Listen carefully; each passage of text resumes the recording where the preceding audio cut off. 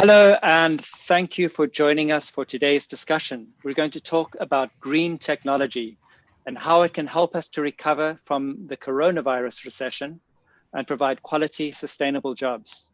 Green tech can transform our economy, creating a zero-waste circular system that addresses climate change while looking after the needs of workers and communities. We're not trying to provide definitive answers today or make policy suggestions, but we will be talking to some experts and hearing their thoughts on this emerging field. My name is Walton Pantland. I am from the Communications Department at Industrial Global Union. Industrial represents 55 million workers around the world in the mining, energy, and manufacturing sectors. And green tech will shape the lives of many of our members over the coming years. Here to discuss this with us, we have Matthias Hartwig, who's in charge of the mechanical engineering sector at Industrial, Kan Matsuzaki, who covers ICT, electrical and electronics, and gender coordinator Armel Sebi. Thank you all for joining us. Green tech offers us a future worth fighting for, but this is not something that will happen automatically. You know how the saying goes. If you're not at the table, you're on the menu. As trade unions, we need to be part of the discussion to shape the future. We need a just transition that makes sure that workers' needs are taken care of. But first, Matthias, can you tell us what's happening in your sector and what you mean by green tech? Are we talking about wind turbines and electronic vehicles? Thank you very much, Walton, to give us the opportunity to have this exchange today. Well, actually, I would like to start by saying or referring to the concept of sustainability as it was developed already in the 1980s. And as you might remember, I just repeat something which should be known. Sustainability is referring to three dimensions. It's the social dimension, the economical dimension, and the ecological dimension. And only if those three pillars are all equally strong, then a future in sustainability is guaranteed. And to remind you, the German word for sustainability, Nachhaltigkeit, comes from the forestry. And the original saying is, don't harvest more wood in 1 year than grows at the same time. So if we look into a definition of green tech, that's a little bit blurry still. It's a process more than a fixed definition. But one thing I think we can already say, green tech is everything, every technology, every industry that serves to promote one or several of the 17 Sustainable Development Goals as they have been defined by the UN in 2015. And to make it a little bit more specific, we're talking here about clean water and sanitation, affordable and clean energy, and that is referring to the turbines as you started with. Industry, innovation, and infrastructure come on top, responsible consumption and production, and climate action. So when we talk about mechanical engineering more specifically, we are talking, as a matter of fact, partly about wind energy generators, water turbines, solar energy generators. That's for the energy side, but we are also talking about other forms of energy generation, machinery and tools, and we are talking about more than just energy, because green tech contributes to the concept of cradle to cradle instead of cradle to grave. So a circular economy, so to say.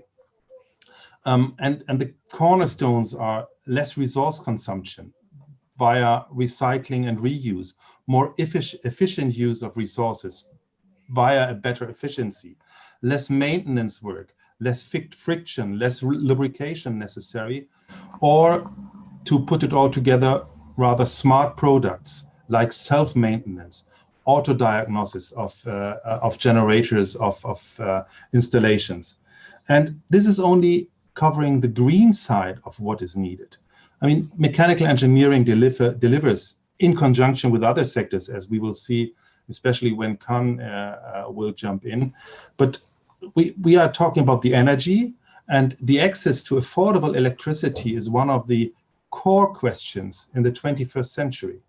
I mean, there is no smartphone, there is no computer, there is no digitization running without electricity. So we are talking about electricity on the one hand, and that's, for example, something not the same as energy, because today the vast majority of the generated energy is heat, not electricity. And we are talking about our neighboring sectors, electronics, ICT, the new aggregates, the new machinery needs other steering components. We're talking about IT systems, and we're talking about the fact that companies are working in both sectors. And just the other day, I saw an example that, for example, for the new gigantic offshore wind energy plants, companies from the energy sector, from the energy generating sector, and even from the cement sector are working together in order to produce new technologies. And all this can be seen as green tech. And it's also referring to the base materials when it comes to greenhouse gas reduction and new means of transportation. I'm not only talking, or not even mostly talking, about electric vehicles. I'm rather talking about whole new concepts of transportation. So there are, to summarize, there are actually two dimensions, at least in the mechanical engineering sector.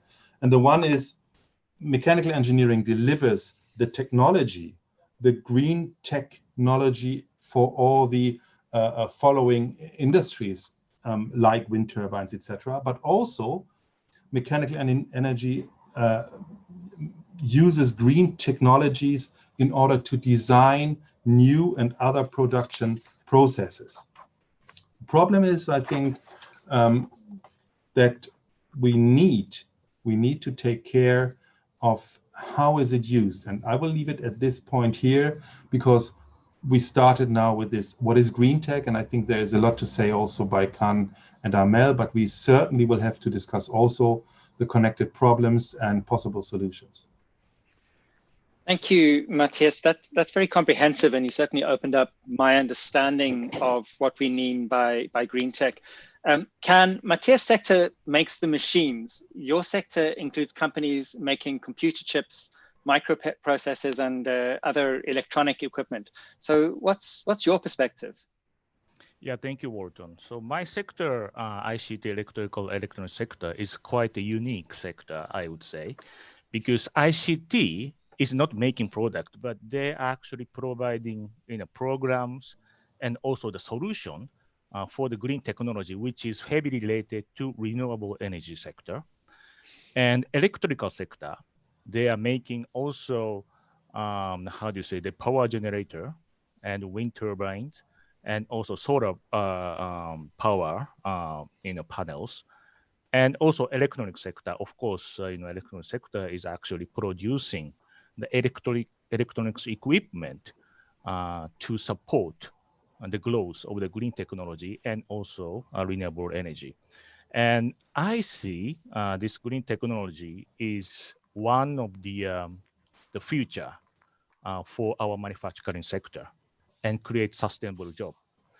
Here's one example, because since green technology is heavily related to renewable energy sectors, and there's one research saying that renewable energy creates new jobs 12 times faster than any other segment of the economy.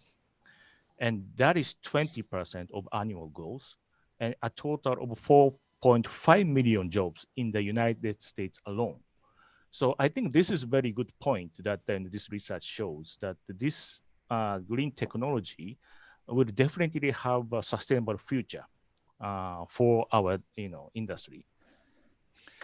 And as you know, this COVID-19 crisis, which create the economical turmoil, and which led actually the price of the oil and gas, the fossil fuels, has gone down. So this is not good news for when we talk about how we invest renewable energy in the future by using green technology.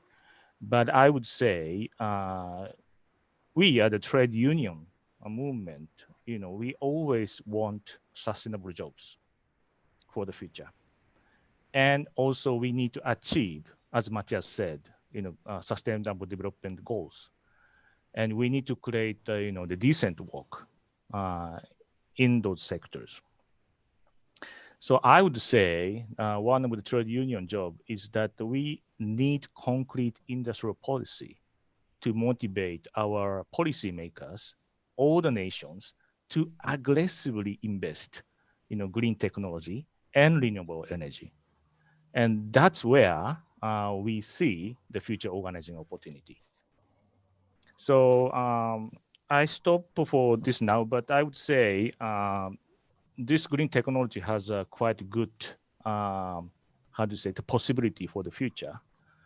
So that the international trade union movement can really get involved in the policy making process. Thank you.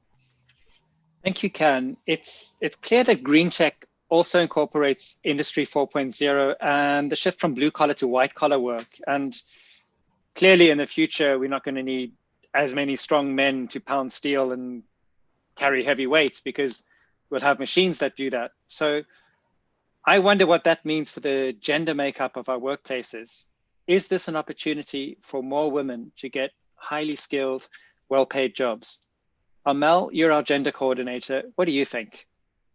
First of all, I want to say that I'm very happy to participate in this discussion because it will enable also to get a gender perspective in this issue of green tech.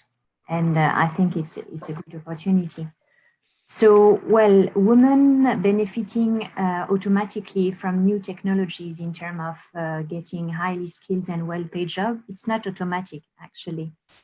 Because what we see today, when we look at the presence of women in science, technology, and engineering and mathematics jobs, we usually call them STEM jobs. Well, what we see is that the women's presence is very low. Embedded social and cultural norms and also stereotypes and behavior are barriers for women, are barriers that prevent actually women of joining and staying in these jobs, technological or engineering jobs.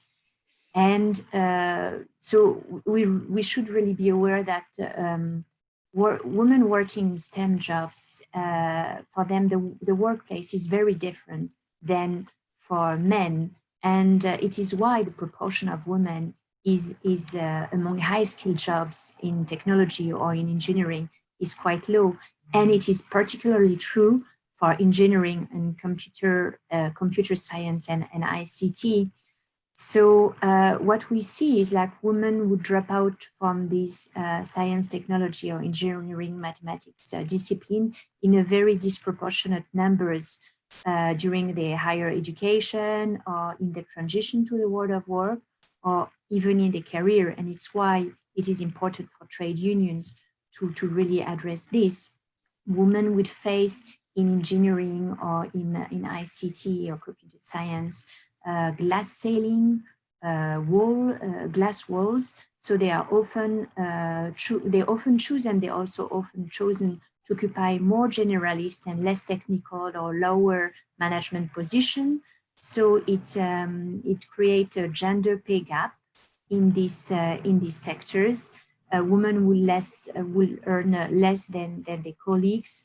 And then also one of the main barriers for the women who are working in these sectors and why they would leave actually engineering or technological jobs is because they would face constant conscious and unconscious sexism.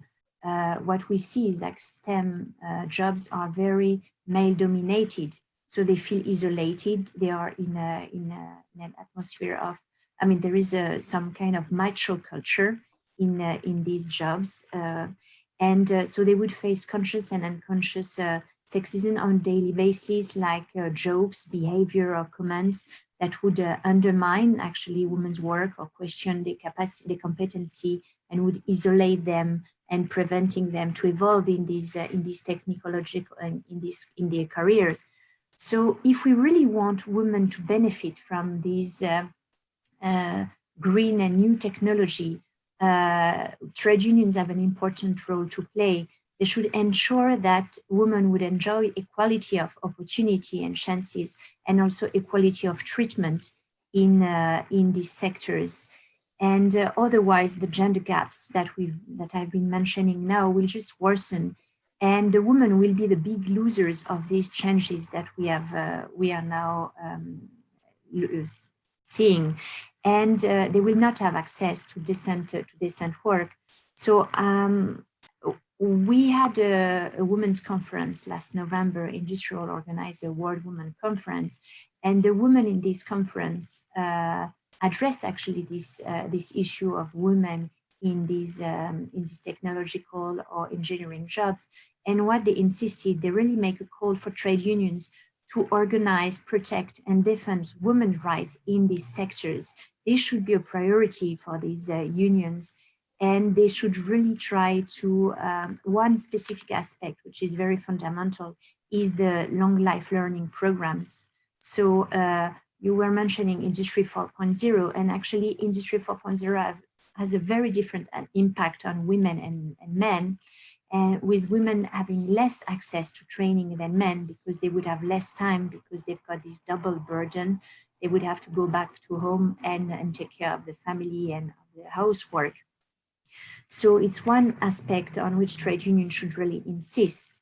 And also maybe the aspect of work-life balance, to try to really defend a better work-life balance, because many times women will not be able to, jobs in technology or as engineers is not very flexible for these women, so they would have to leave these careers. So these were the aspects that I wanted to highlight, and then I will go back to other later on. But it just, we all often present these new technologies and, well, green technology and associated with new technology to a good opportunity for women in the future. But actually it could be also a trap if trade unions, if women would not enjoy this equal opportunity and equal treatment in this sector. And it's why it's very important to highlight the role of trade unions to really try to contribute to reverse this trend. Thank you, Amel. That's really interesting. And in fact, everyone has brought quite different, but also I think complementary perspectives to this discussion. And it's quite interesting to see how they fit together. I don't think that we've quite reached a place of accord and complete agreement yet, but I'd be curious to hear how you respond to each other. Matthias and Can, what do you think of what Amel has said, or what do you think of your different sectors? What is the role that you play? Well, what I must say, and here I agree with Amel, green tech is a huge chance for good and better jobs. I mean, but one of the issues that we have is it's not a self-goer. You know, green tech will come, but it's not self-evident, or it's not just like green tech is changing the world to the good, because it is neutral. It is in a way gender neutral, and if there is already an imbalance, the imbalance could be perpetuated. So green tech goes hand in hand also with digitization. That's what Khan already mentioned. And so far, green tech is blind in a sense for questions like social justice, reducing inequalities, fighting against poverty, gender equality, quality education, and fair working conditions. So that's where trade unions, and even on a global scale, no trade union in the future will be able to solve this locally or plant-wise or company-wise or country-wise, because the multinational corporations are dominating these technologies. And that means they are not respecting country borders or collective bargaining agreement borders. So it's up to the trade unions on global scale to force them to transfer the green tech into a better future also for the workforce. And so far, green tech puts a totally new dimension into the whole concept of just transition, as we have discussed over the last years. And so far, I would say green tech delivers to the ecological dimension of sustainability concept, but it's blind for the social dimension. And so far, that's our task to work here. And our core goals remain the same, whether it's new technology or old technology. It's fair working conditions, it's proper wages, and it's the use for the society and the employees, not only for capital. So I would say our kind of general slogan could be make green jobs good jobs, and that is a huge challenge. And insofar, I think trade unions will be at least as necessary, if not even more necessary, than they have been in the past.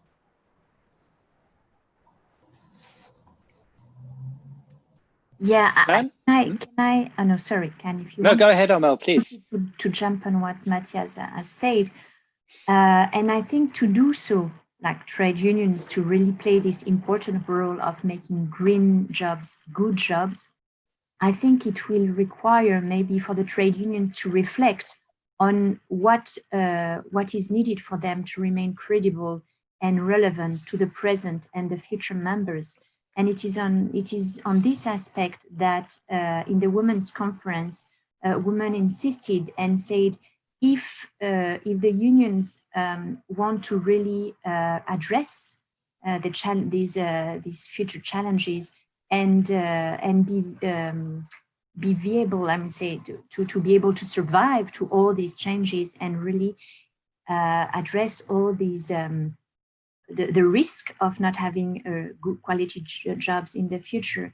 These trade unions need also to be more representative, maybe, and more inclusive, and be able to represent the future workforce. So the young people, the women, and for this would mean also that this would be inclusive at all levels.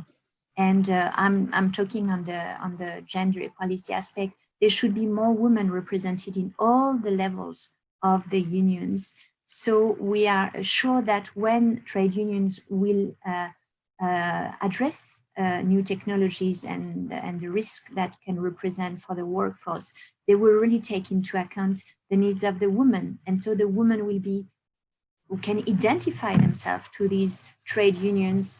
We can call them trade unions 4.0 trade unions. And so I think it's very important also as unions that we not only we take this opportunity to make these jobs good jobs, but also we cannot do that if we do not reflect internally of what does that mean for us as trade union, also internally for our structures and of our way of communicating and using these new technologies in organizing labor force. I would like to jump in here. I think this is a very interesting point. As I explained, I mean, everybody understands that this green technology industry or renewable energy industry is continue to grow in the long term span. But at the same time, so the old technology or non-green technology industry, or maybe fossil fuel industry will be shrinking. Then this the non-green technology industry and also fossil fuel industry, it is men-oriented industry actually. So when we talk about just transition, these men workers who are working in those traditional industry will lose job in the future. So then we are now saying that we need to have equal opportunity to the green technology or the renewable the new energy industry.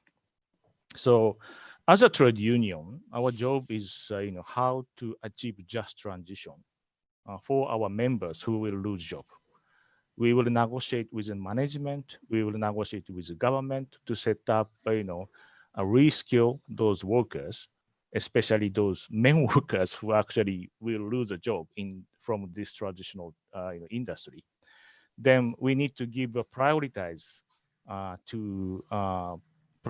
to them to move to new industry after reskilling them. So in that case, if we talk about ratio between men and women and how we should focus on the just transition from the old industry to new industry, naturally speaking, I would say the ratio should, the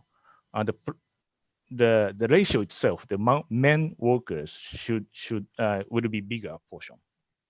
in the who will be reskilled. But at the same time, I think you mentioned the STEM women workers. I think this green technology industry or the renewable energy industry creates more and more STEM the jobs in the future than non-green job or the traditional fossil fuel industry. So I think that is where that the women actually the green technology and also renewable energy will create more and more women job in the STEM industry. I think because we need definitely more ICT programmer, and we will definitely need more IT solution to support this green technology. And we will definitely need more and more women who are actually doing maintenance job in the wind energy or solar power energy, which is less, how do you say, less physically the power required than before. Because if you think about the oil and gas industry or the mining industry, in the traditional work style is actually the physical power is required. But now the green technology requires less physical power. If we talk, so installation of the solar power, installation of wind energy is much more, gender free, I would say. So I think this green technology and renewable energy, which will create both men and women the opportunity equally. So I think so. This is the important aspect that we need to focus on in the future. May I briefly comment on this, add on this? I agree with Khan that green tech gives a lot of opportunities also for the gender dimension. But I would want to not just focus on the gender dimension here. And I would like to stress that green tech as such, like digitization, is neutral. And neutral means it has this opportunity, but it's at the same time blind for the changes. So it's not a self-goal. It's not necessarily that there is better jobs, that there is jobs for women, there's jobs that are less, physically harmful, etc. So what I think is the general tendency, and that here green tech and digitization go hand in hand. It is a stronger tendency of a, let's call it white collarization of the former blue collar work. It is a changing sectorial setting and setup, and it offers the opportunity for sustainability. But there need to be new skills. There needs to be upskilling. There needs to be training measures. And what I think is crucial for us as trade unions, and that goes on a global scale, we have to strive for a new form of social dialogue.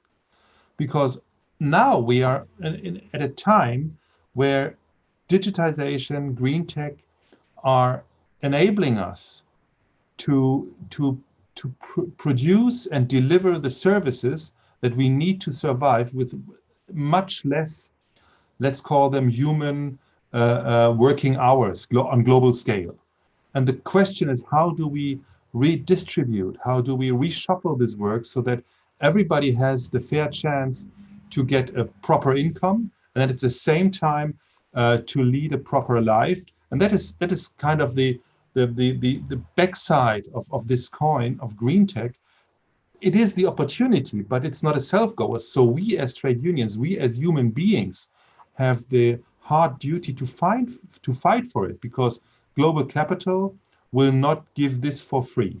We have seen in the last 30 years, the share of wages in the GDP is on global scale, and almost every major economy has gone down.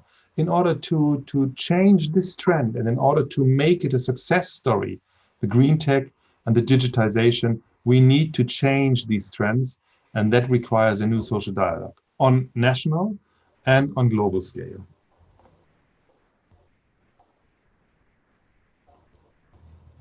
Well, Matthias, that was inspiring and comprehensive stuff, and it's really encouraging to know that the trade union movement is thinking so deeply about these important issues. Amel, did you want to add something? No, yeah. it was just to, I mean, to jump on both interventions. So yeah, I want also to insist, as Matthias was saying, it will not be automatic that these new jobs would go to women. What we will end up maybe that we will have more jobs. I mean, we will have all these people in this just transition, all the majority of men coming from these unsustainable sectors that would maybe benefit from some of the displaced and new jobs. And so as Matthias said, we need this trade union to ensure that also these new jobs will create new opportunities for people facing inequality today. And I wanted just to add maybe that we will need to have a new form of social dialogues. And we will need also, because the green tech, the digitalization is also leading to maybe new way of also of working. And it's just to linking this with the COVID-19 that we have been living with the lockdown. So we've all been faced with the increase of teleworking. And our trade unions, our affiliates here in Industrial, were reporting cases of high stress of workers working from home because they had to take care of the kids. And it's especially true for women. And they were being harassed at night or in the late evening to meet deadlines, because it's these new form of work, we are still lacking some protection. And I think trade unions should also work on this, is how can trade union really ensure that these workers, these crowd workers, these working from home would benefit from a protection, even though they are not working in the same workplace. It will be very difficult for the trade unions to organize these disseminated workers all around the world. So it's a new challenge for the trade unions, and it's also a new challenge to create new protection to ensure that these workers will have the right to disconnect, and that working hours will be respected. So I think it's these new challenges are challenges on which trade unions are reflecting and still need to reflect more. Thank you, Armel. If all of you will forgive me, I'd actually like to throw a curveball, because we have people watching us on Facebook, and we've had someone's asked a question. And what the question relates to is supply chains. We've spoken about two sectors. We've spoken about mechanical engineering, the machines which we're going to use, and we've spoken about IT.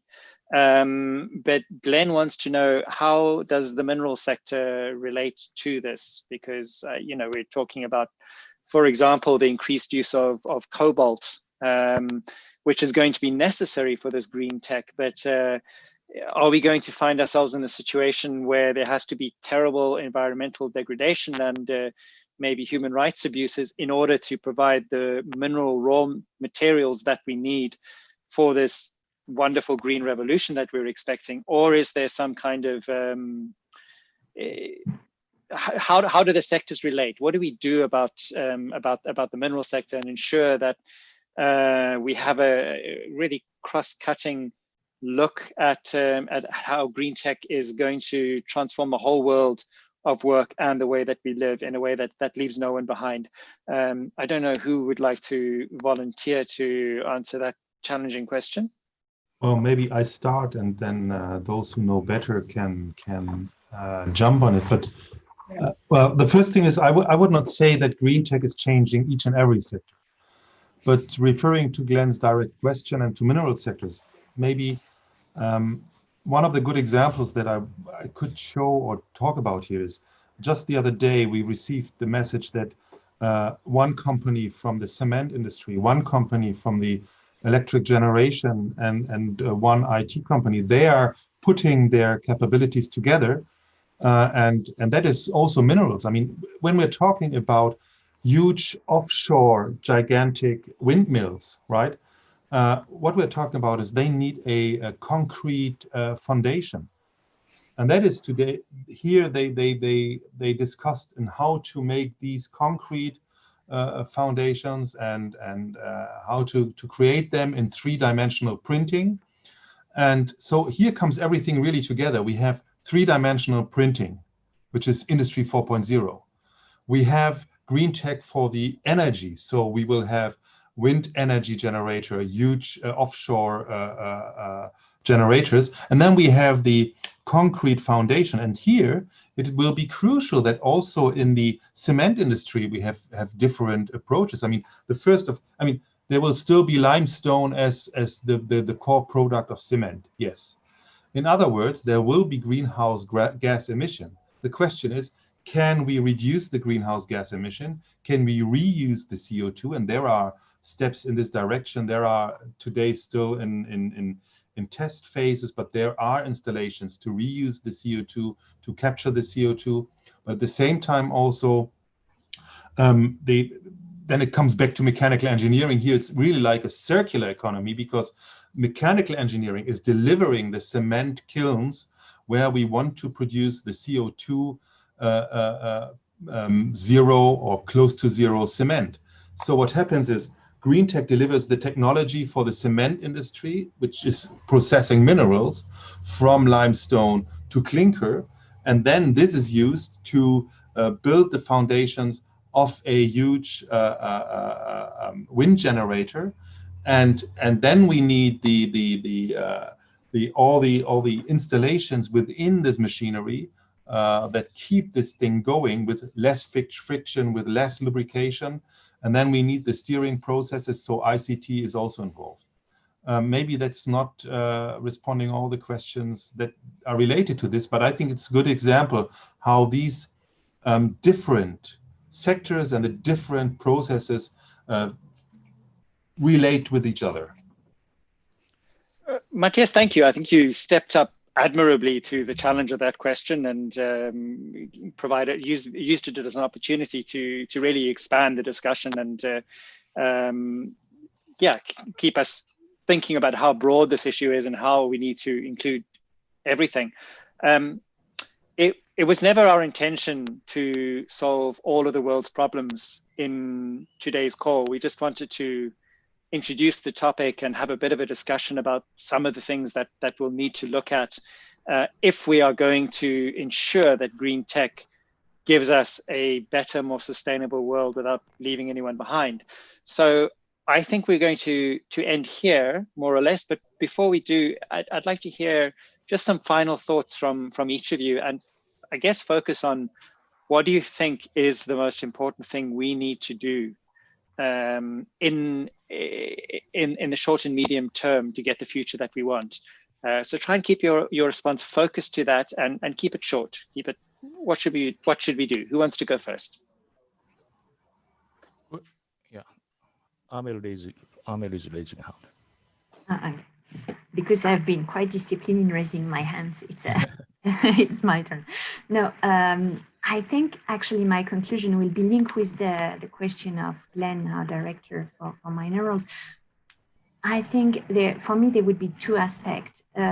One is, in terms of gender perspective, we should really, as trade union, develop this gender perspective and really get disaggregated data, because all these changes are impacting differently men and women. And we should really analyze how this is impacting differently men and women. And it's only when we realize this and we address these differences of impact that we could really create a gender equal future. And so to come back to Glenn's also comment, I think it's fundamental if we want to have a better future to really get a broader view of the entire supply chain. Because maybe when we talk about green tech, we have this, to use the word that Matthias was using, this sexy image of a nice green tech. And we will just think about these engineers making these intelligent, smart machines, but we are forgetting the workers in the beginning or at the end of the supply chain. Beginning meaning in the minerals, So, and talking about women, for example, but also men in small scale mining, in very appalling working condition, and also at the end in the recycling part of this. And so I think if we really want to have a better future, we should really, as trade union, have an integrated approach also, and really consider the entire supply chain to ensure that trade union rights are not only respected in the factories where we make these nice machines, but also all along the supply chain. I think that is a good point, that you mentioned, that when you think about supply chain, from the mining to the energy using sector, when we talk about this green technology heavily related to renewable energy sector, then the wind turbine or the solar voltaic industry, they also need batteries. And these batteries to store the electricity, which is generated by unstable wind and unstable sunlight. And this high quality battery needs high quality mining minerals, which is cobalt and lithium. So this new green technology actually gives us to understand how the supply chain, new supply chain, will be connected in the future. And we, Industrial, has a very good position. We have the quite advanced position that we covers quite all of the sector which is related to the green technology. Renewable energy sector, mechanical engineering sector, ICT electrical sector, maybe it is also related to the automobile sector, and also we also need to include the chemical sector also because chemical component is also contribute to these green technologies, and to the mining. So we we represent all those workers. We covers all those sectors. So we have a good opportunity to develop our strategy to predict future and to set up the new strategy to organize workers in the new field. So I think this is our job, and also we need to think about when we seize the fast growing industry around green technology, or maybe related to industrial 4.0 technology industry, we sometimes see a totally new company. Maybe it's a startup company or many new company, the small and medium-sized company, and they don't have, those workers actually, the most of them are not yet organized. So this new field, the fast-growing field, sometimes we forget about how to strategize our organizing strategy, how to organize those workers. So we actually start deeply thinking about how to organize those workers in those new companies, which newly emerging companies in the new supply chain. So this is, I think, our homework to think about future. But I can strongly mention that we are the only the Global Union Federation who can do that. Maybe I can also make a very brief closing remark.